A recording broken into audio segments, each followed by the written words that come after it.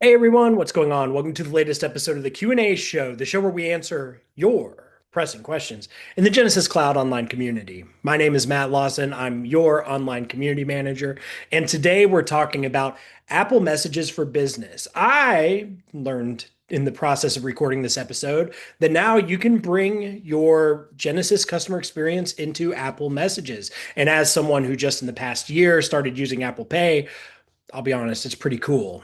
Today, we're going to sit down with Anthony and Sanoj. They're going to give us an overview of what this experience can look like. It's pretty cool, and I love it even more because it involves food. It's about to be Thanksgiving here in the United States, so they were definitely playing to the right audience, me, while doing this demo. But it's really slick. I can't wait for you to see it. Let's go ahead and meet the team and get started.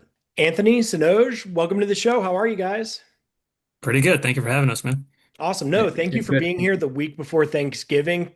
We're all really busy, so I really appreciate your time. And I know we actually had to push this recording out because you were working with leadership to make sure this presentation is as up to date as it can possibly be, which is fabulous. Anthony, we've done videos before. People may remember you from an old Meet the DX video. Sanoj, you're brand new. Let's go ahead. Sanoj, we can start with you. Tell us a little bit about who you are and what you do at Genesis. Awesome. Thanks, man. Nice to meet you as well.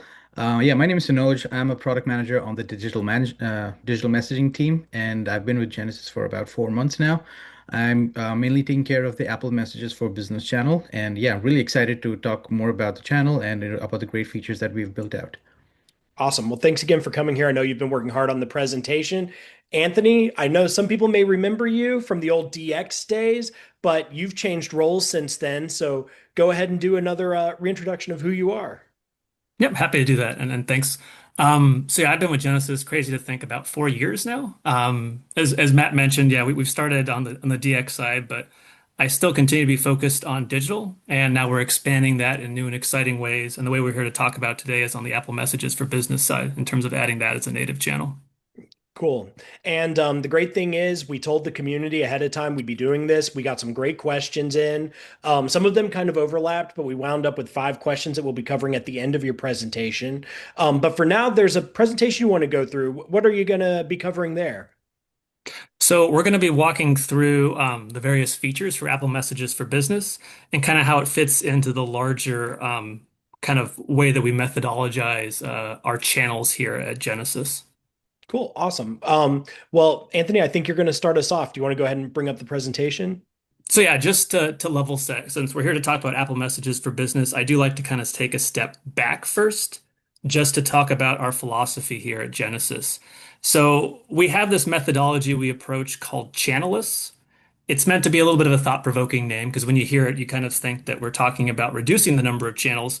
But actually, what we're talking about is expanding a way where we're actually adding additional channels, but in a way that, for the customer's perspective, we start to remove those barriers. So it seems like a seamless experience as they may be hopping between those channels or regardless of what entry point they may choose as part of their overall journey.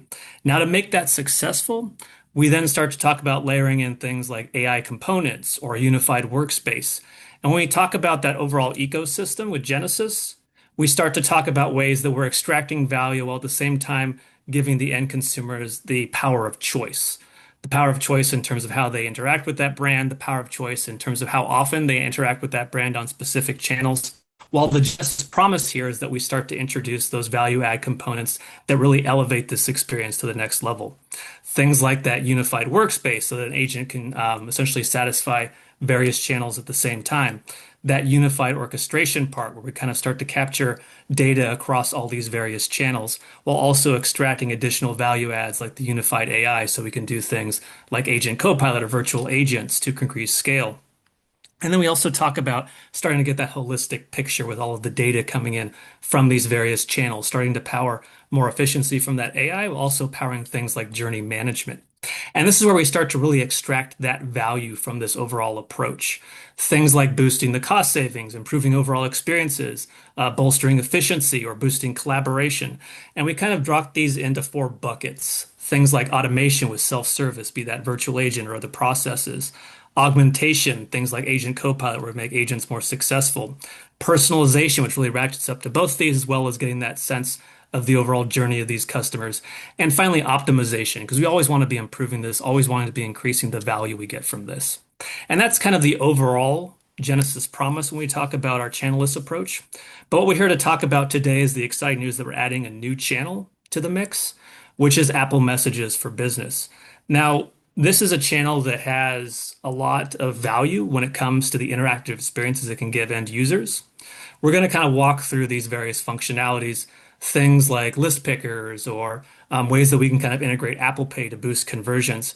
But this creates a very seamless end user experience, while also one that seems very interactive and very engaging for them in terms of how they're interacting with that brand.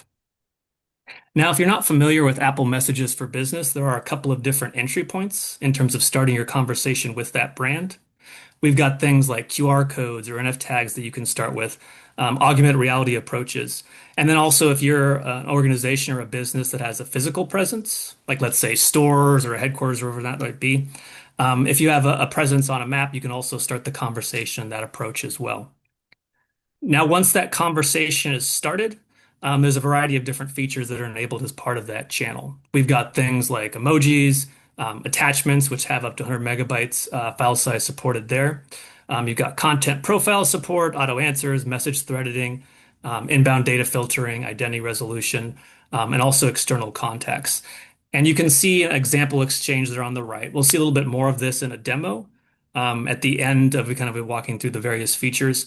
But the nice thing is what you start to see is that there's a lot of interactive elements in here. We've got things like quick replies and other stuff that we're going to cover in a bit more depth. I'm just waiting for it to show, there we go, more of the form approach too, which we're going to walk through in greater depth. Now, in terms of those interaction features, there are things like typing indicators. So if you're communicating with a live agent or a bot or virtual agent, you can see when a response is being written out. You can also do message reaction. So for people who are familiar with the iOS message experience, they can, for example, love a message. Like let's say a virtual agent or a live agent was especially helpful. They can give that kind of reaction response to it. Now, Apple is also very protective of customers on this channel. So one thing to also note is that customers have the ability at any time to leave a conversation. You can see an example of that on the right. When they choose to do that, just know that that session is disconnected and you'll have to wait for that end user to kind of come back into messaging with that brand, be it a QR code, another map exchange, whatever that might be. Now, one of the things we briefly showed was the ability for quick replies.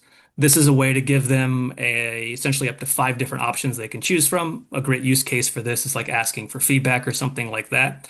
If we want to do something that's a little bit more in depth, like beyond 5 options, that's where we go into what we call a list. And this is something that was briefly showed in that animated GIF earlier. But this is called a list picker essentially. And the nice thing with this is that we can have actually a lot of different options as part of that overall list. You can have multiple lists as well as part of the flow. And with each one of these, we have the ability to kind of customize it with an icon. So in the example there on the right, this is a travel agency. They've got like flight information, car rentals, accommodations, etc. And you can see that each one of these has an icon to kind of make that experience a little bit more easy for the end user to kind of navigate and go through. Now, this can be something where, unlike the quick replies, they can choose multiple options. So if they're interested in, let's say, ordering food from a place, they can say, I want the French fries and the burger, the shake, whatever they want to do as part of the overall process too. Now, another capability inside Apple Messages for Business is a time picker. This is like, let's say, for example, going to that example with the food earlier, let's say they want to schedule like a pickup time or a delivery time. Not only are they able to do that fluidly as part of that messaging experience, but it also syncs up with their Apple Calendar, so they know it's coming. And that can be particularly important if we're talking about, let's say, scheduling an appointment, because if they missed appointment, it's usually like lost revenue or lost time for us. And so having that on their calendar can absolutely be beneficial. Now, in terms of forms, this is where you start to kind of link some of these things together to create a little bit more of an elaborate experience. This is something that either a virtual agent or a live agent can send an end user. It can be up to 20 pages that can be configured, including like an intro, like a splash screen, so to speak, and also a summary slide, although these ones are optional. You can see an example of a summary slide there on the right. Again, this is optional, but I think there's a lot of value in having it. Like, for example, If I made like an incorrect selection on one of the earlier steps, I can just go back in the upper left and click that and then kind of change that input as well. Now, as part of that form process, you've got options like list pickers, which we showed earlier, wheel pickers, various ways that we can put that information in, including just a blank input field. So, for example, if we're going to that food example, let's say I did order a burger, I might put like an input field saying that, hey, no onions because I'm allergic to onions or something like that. So we can do a lot of customization as part of that overall process too. And here's an example of what that form exchange can look like. On the far left, you see that they're basically sending a message so they engage with that let's get some coffee. Once they click on that, they get to that splash screen, that intro page. Again, this is optional, but it does give you a way to kind of guide that user through what they're going to experience next. After they see a wheel picker option, it's just asking them like what strength coffee they want. In this case, they selected medium roast. Then we're going to ask them, where do they want that coffee to come from? We said Africa, Asia, Europe.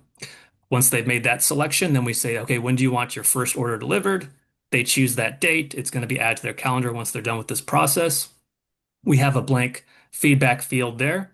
And then finally, we've got a summary of everything they chose. And again, this is a nice screen. It is optional. But like, for example, let's say instead of medium roast, they actually wanted dark roast. It was a mistake. They can just do back, back, back and correct that rather than having to go through some hoops to change that process. And then once that's done, you can see we've dropped back into that message exchange and they get to kind of a thank you confirmation as part of that process. And again, just a very smooth, very interactive way to kind of walk through this as part of that overall exchange.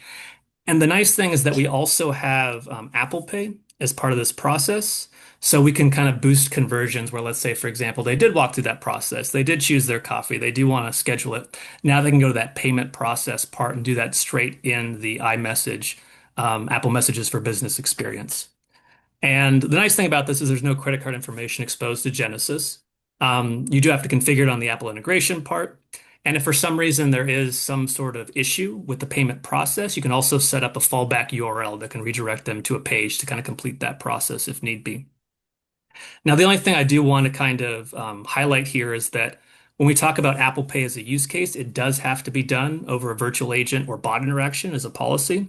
So when you start to think of those use cases, just realize that if it does get escalated to a live agent, to a human agent, Apple Pay wouldn't be part of that process anymore. It would be part of that virtual agent bot exchange interaction instead. Now we're also able to do authentication as part of the Apple Messages for Business experience. This can integrate with OAuth 2.0 providers like Okta, LinkedIn, etc. And it gives us a very smooth way to have that person essentially authenticate in so we can start to customize that, start to validate certain details they may be giving us.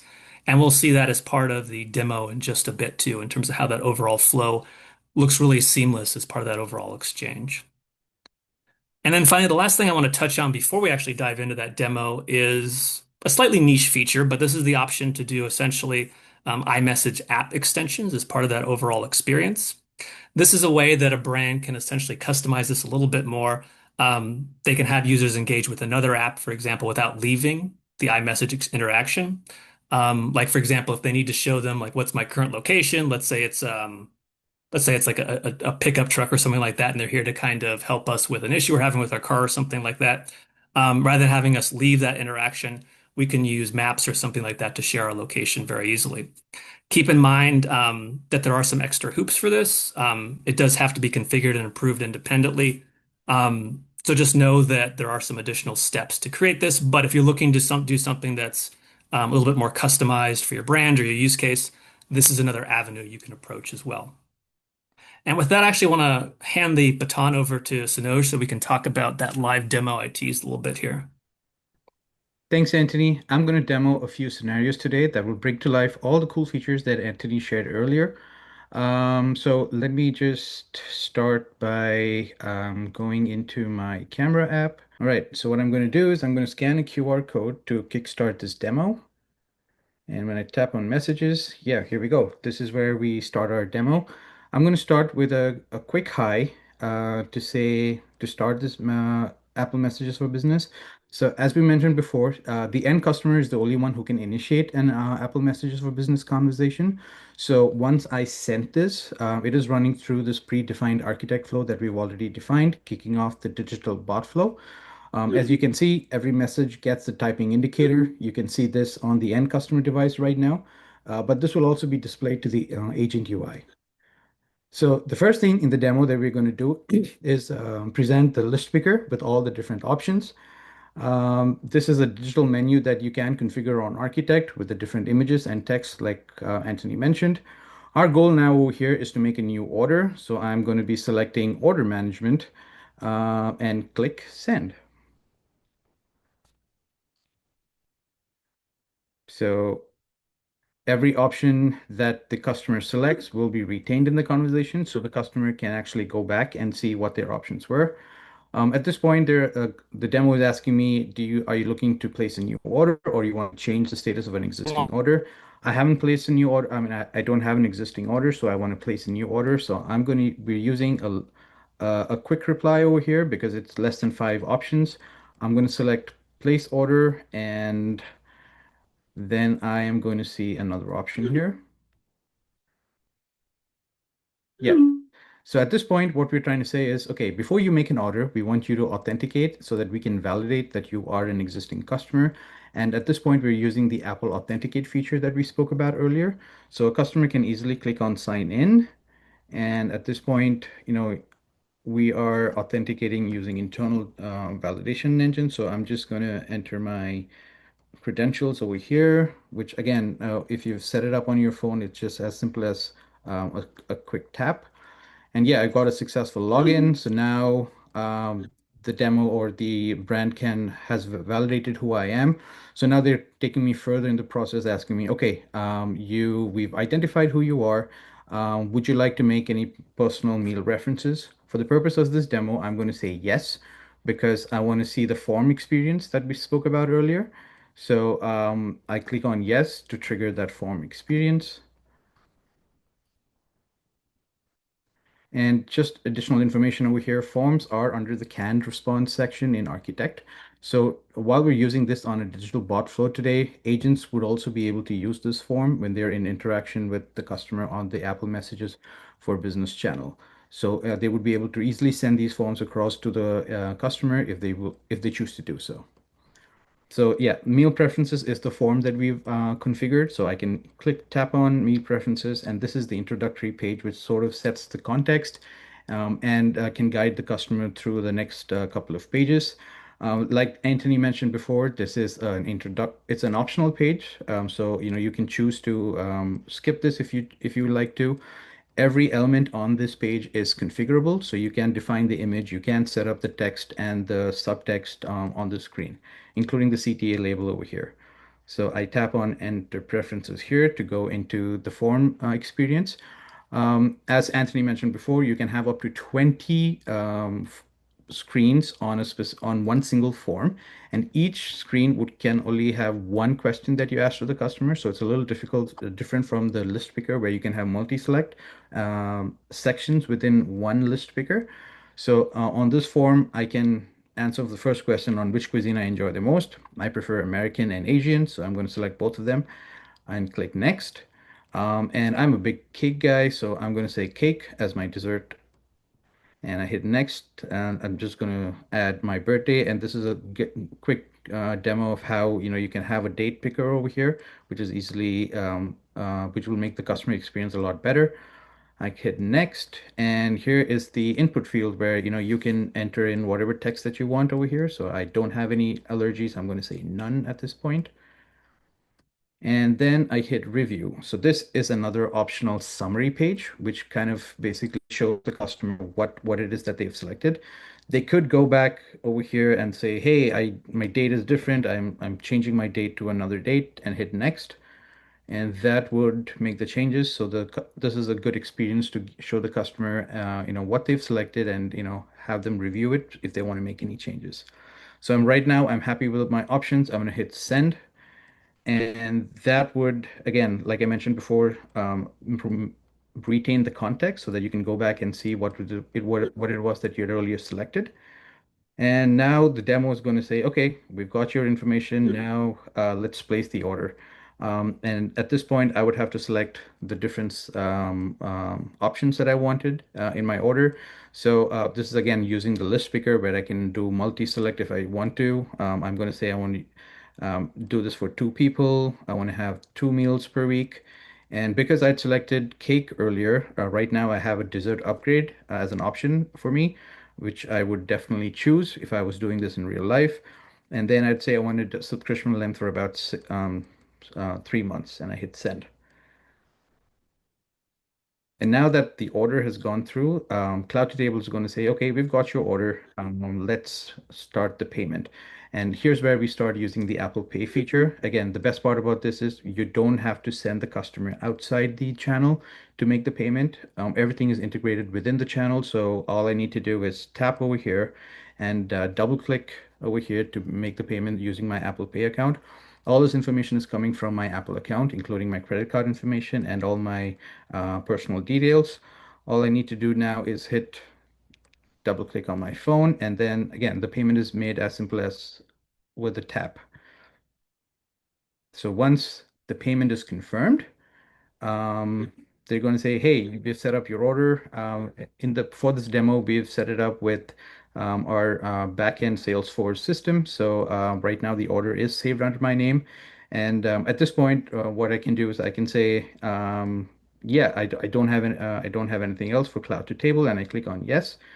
And then another scenario that I could demo right now is, if um, a couple of weeks later, I'm saying, hey, I will not be available for my delivery. I won't be at home, and so I will not be able to accept the delivery. So I can go back over here, click on order management, and say that I want to change my delivery time. So we can demo the time picker over here. So what I would do over here, let's say I want to reschedule my delivery. And then they'll say, okay, we've got your order. It's on queue for delivery tomorrow. Do you want to reschedule this delivery? I say yes, because I won't be at home. And this is where we integrate with where the time picker would integrate with the calendar. So one of the cool features about this is if I were to pick a time and on my calendar there are conflicts, this would show the conflicts to me so that I can make an informed decision on when I should accept the delivery. So at this point on my calendar, I don't see any conflicts, so I can say, hey, I'll be available on Tuesday at 8 a.m. and I can quickly reschedule that delivery. And yeah, I think once that's done, we get a confirmation that uh, the order has been rescheduled. And yeah, so that's all that I wanted to show as a demo today. So to summarize, first we showed the list picker where you could go in and make an order for all the for the brand. Secondly, then what we did was we showed you the authentication option where you should have to authenticate before you make an order. We showed the forms where you could go in and give more context to the brand on what kind of preferences you would require, and then we showed the Apple Pay feature as well as the time picker feature that we had developed for Apple Messages for Business. So another feature that I want to talk about here before I close this is the leave conversation. So as Anthony mentioned before, privacy is very important for Apple, and they ensure that the customer's preferences are maintained. So if a customer would go to the demo and say they want to leave the conversation and they leave this conversation over here, on the agent UI side, the agent would not be able to send a message to the customer, and then they would have to re-initiate the conversation with the agent for the channel to come up again. And so, yeah, that's all I had for my demo. Handing it over back to you, Anthony. Awesome. So I think it's time for us to go through some of those questions. And thanks for that demo because, to be honest, when I was first kind of described like the Apple Messages for Business Exchange, I kind of saw it through like bullet points, but it's a whole different thing when you actually see the experience and kind of see you kind of seamlessly kind of hop through those different use cases and functionality.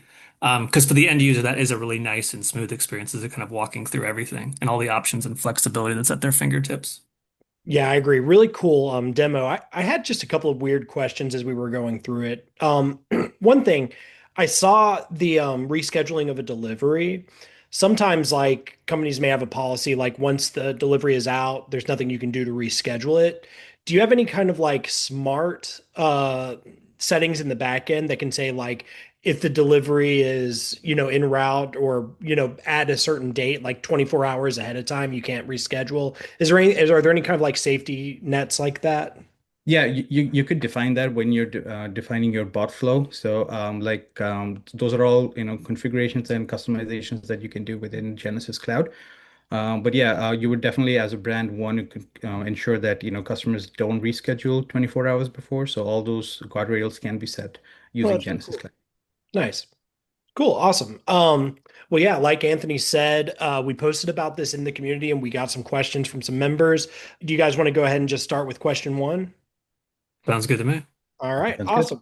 Awesome. The first question is, what is the unique value that Apple Messages for Business provides? Why should customers be interested in Apple?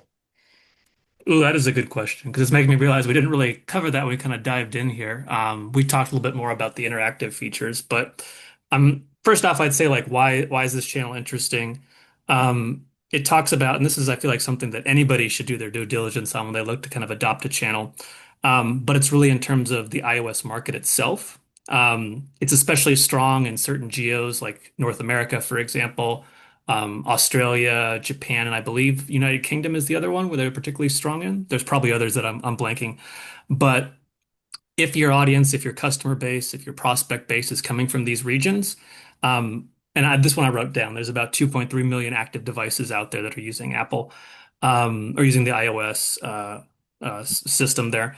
So if your market happens to be in one of those regions I mentioned or other ones that you may research, there's a lot of applicable appeal in terms of having Apple Messages for Business as one of those channels as part of your quiver, so to speak. Um, because again, this is like an experience that's going to be very familiar to people. It uses that messaging app that comes pre-installed on iPhones, iPads, and Macs. And when they're going through it, they get that advantage of an experience that they're familiar with, but also all these additional value adds that were being brought to the table. Sanoj does a really good job in terms of walking through that. There's a lot of different use cases you can use this for. Things like doing orders, things like appointment scheduling, etc. And there's a lot of different ways that this can kind of link up to the overall ecosystem that Apple provides. Things like that calendar, where we're kind of making sure we're not conflicting with an earlier appointment. Things like Apple Pay, so we can do that payment process directly inside that messaging exchange. But it's really that kind of concept in terms of so where is the iOS market really popular? And also those interactive features we're able to kind of unlock to kind of really tap into those use cases. And then, of course, that benefits us as a brand, in particular for talking about Apple Pay, because if we don't have to have somebody leave and kind of get a potential to be distracted, but we're having that inside that message experience, they're more likely to convert, for example. Um, but I guess, yeah, too long didn't read version of that is that it really goes into where iOS has the strongest presence in terms of their devices, and two, the ability to kind of lock into those use cases with those interactive features of the built-in Apple Pay component. Awesome. Question two, when a customer starts a conversation through Apple Messages for Business, what is the recommended approach to associate that conversation with an existing customer profile in Genesys Cloud, especially in environments where we also handle WhatsApp, web messaging, and voice? Yeah, so Apple's ecosystem is designed with the end privacy at its core, and Anthony alluded to this earlier while he was presenting. So, but this what this means is that customers, when they message us through the Apple Messages for Business channel, we don't receive from a Genesys Cloud any of the personal details of the customer. We don't get their phone number, we don't get their name, or we don't even get their Apple ID back from Apple. So instead, what Apple does is they use this concept of the opaque ID, which is like an anonymous identifier that they use to represent the customer. And that's the only information that we get back from Apple for that particular customer. So it's like the opaque ID serves as an anonymous and consistent identifier that remains the same for this customer as long as they engage with that brand through through Genesys Cloud. So the way that we can do identity resolution and the recommended approach is to make sure that we associate that opaque ID to a particular customer. And the way that we can do that is the agent, when they're talking to the customer, they would have to, or chatting with the customer, they would have to collect the basic identifying details from the customer, like their name and account number or phone number. And this can be then done, and then this can be then used to associate that particular opaque ID to a new customer on the external contacts page within Genesys Cloud, or even to an existing customer if we already have those customer details.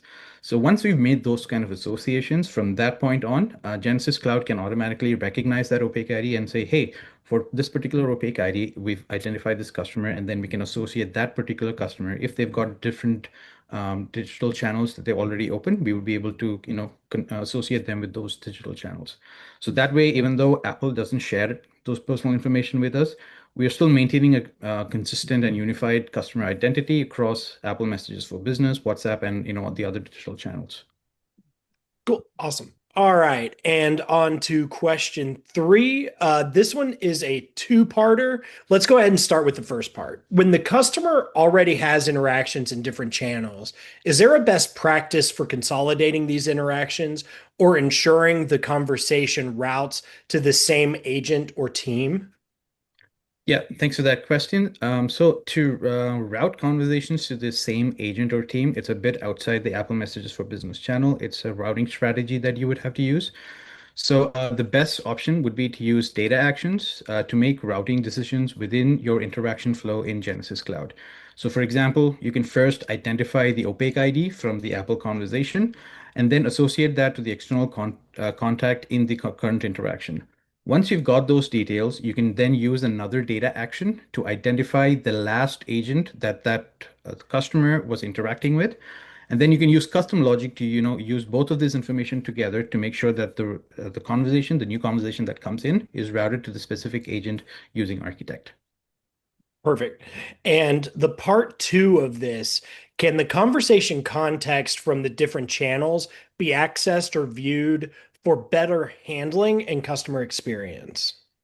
Yeah, so on the Apple front, the first and the most important step is to make sure that any new conversation that comes in is associated to an external contact for identity resolution. Once that is done, then the agents can easily access that particular customer's past interactions using the customer journey panel in the agent UI, and they can use this information to get more context about the customer, and they will be able to see all the past interactions of that customer on the different channels, whether it's email, SMS, or any other digital channel. This way, the customer and the customer wouldn't have to re-enter all their context again. The agents can understand the customer's profile and the context faster, and that will help in improving the customer handling experience for that particular agent. Very cool. This fourth question is about fallback and failover considerations. If a conversation cannot be completed in Apple Messages, for example, authentication challenges or transaction timeout, is there a recommended design pattern to gracefully escalate to voice or another messaging channel while maintaining context? Yeah, that's a great question. So, Apple's recommendation is that we try to keep the end users within the Apple Messages for Business channel as much as possible. So, in scenarios like, whether you have Apple Pay issues or if your authentication has failed, the bot authors can easily define the failure path so that, if you're successful, yeah, we go through on the flow. If it is a failure, you can say, okay, hey, I want to escalate this to an agent so that the end customer can reach out to an agent to help them with their issues. It kind of ties back to what Anthony had mentioned before during Apple Pay. All these features are within the bot flow. So if an agent is now coming into the picture, it'll be an additional step where the agent would have to walk the customer through either the entire flow again, or secondly, they would have to, take them to an external URL for, for example, for a payment to complete the order. But then that's the additional step that they would have to do if an agent comes into play. Alternatively, you could also, get the end user to call into a specific number if, the Apple authentication failed or if there's any other issues if needed. Perfect. And I have a sneaky suspicion you all might have added this last question, but it is a good one and it's very fair. How can customers learn more about Apple Messages for Business? Are there any demos or resources customers can use to familiarize themselves with AMB and learn and understand, excuse me, the features that we spoke about today? Awesome. So yeah, I actually did have a next step slide, which I'll throw up right here. I'm not sure if we created that question. We might have. But in terms of like kind of next steps here, there's a couple of different things that I would recommend. The first one is that we do have an article that's up on our blog. It kind of walks through Apple Messages for Business, a little bit on the functionality, but more in terms of why this channel is important, what the use cases for it are. If you want something a little bit more in depth, we do have two Resource Center articles that I would recommend. The first is just an overview of our third-party messaging. The second one is configuring ACD for Apple integrations. This goes more in depth in terms of getting started, if that's your next step here. If instead you want to do like some more internal evangelization of this channel, like get some more people on board, coworkers, whatever that might be, what I'd actually recommend is reaching out to your customer success manager because while you can share this Q&A show, which does go really in depth on stuff, if instead you're looking for just like a short, like 5 minute demo, so to speak, we do have what's called a short track available. And that way we can send that to you. You can send that off to whoever you want to in terms of watching very quick demo of Apple Messages for Business. So those are kind of the three recommended next steps I would have here. Awesome. Cool. We will make sure to include all of those links in the description for this video when it's posted both on YouTube and in the community. Um, Anthony and Sanoj, thank you all so much for coming today. Sometimes I get demos on this show that are a little bit over my head, but today I really loved following what you all were talking about. And not just because it was about food, but maybe because it was about food. And I could definitely relate to that.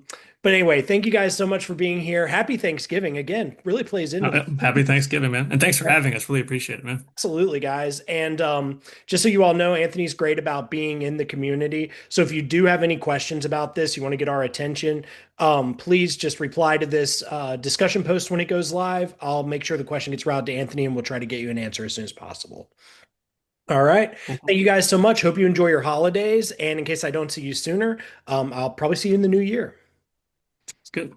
All right. Thanks. Later, all. All right, that wraps up this week's episode. Thank you all so much for joining us.